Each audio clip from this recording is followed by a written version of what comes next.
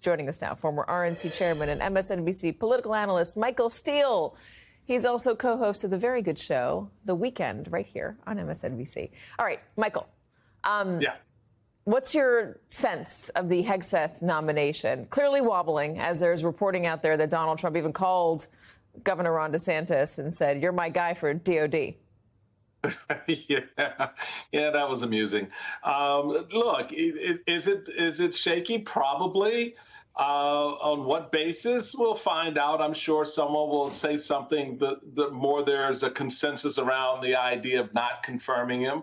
Right now, as you saw from the clips coming in, all the senators are doing what senators typically do. They're posturing and sort of pretending that this process is going to unfold, in an open way.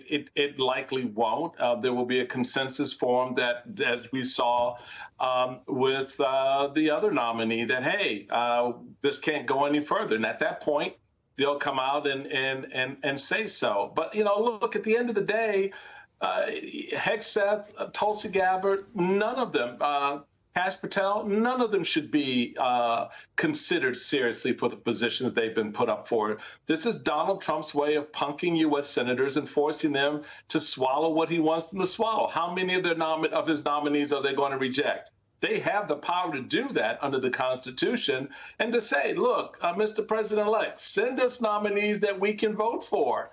We want to help you, but you're creating more noise and more problems for your administration downstream. But that's not how this goes, and we know it. So we play the game and pretend like this is somehow normal, and these individuals are normal nominees, and it's a load of crap, and we all know it is, but we pretend.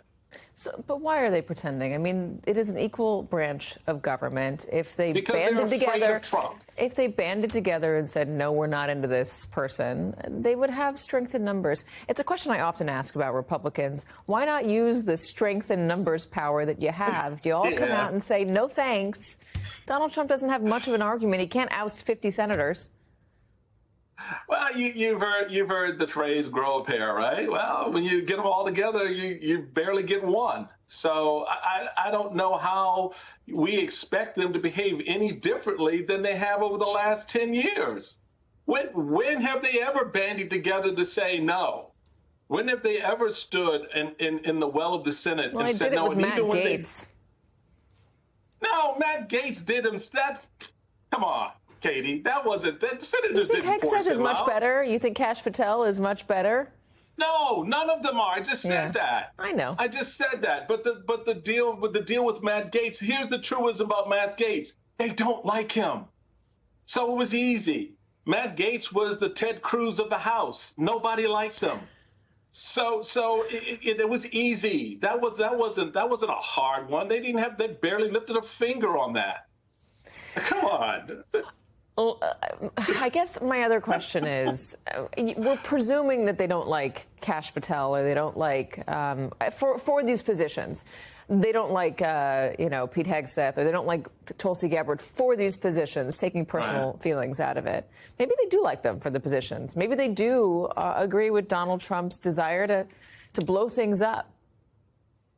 Yeah, as long as it's not blowing them up, they're good. Because a lot of them believe none of this will touch them because the base won't bother them. They won't come after them in their primaries. They'll still be able to get their cash raised when they need it. And they won't create animosity between them and the incoming president.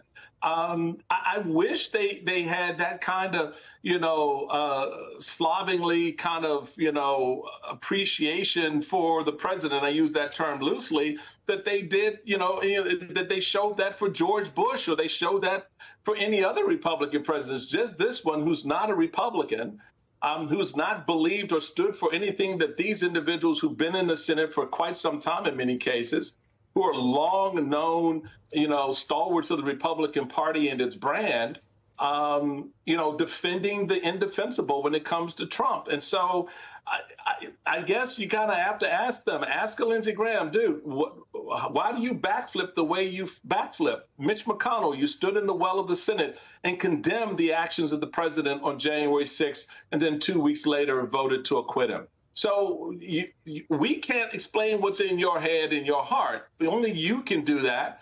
And they never offer that up. We never know their rationale for why they do what they do. And we let them get away with the one-off, sort of dumb behind explanation that doesn't explain anything. And it all boils down to party loyalty and behavior. So it is worth a longer conversation with any of those people that you mentioned, because I'd love to know if it was an issue of policy or if it's just an issue of personality and wanting to stay on the right side of Donald Trump. Because if it's a policy issue, I'd love to hear what the policy issue is, what they desire to change, what the problem is. I'd love to hear that. I think it's valid to talk about differing policies. I am making a pouting face right now because my EP has said that I have to go. I cannot keep talking to you. Every time I say another word, he's getting angrier in the control room because there's a break we need to get to. Michael Steele, come back on soon. Good to see you. I will, Katie. Absolutely.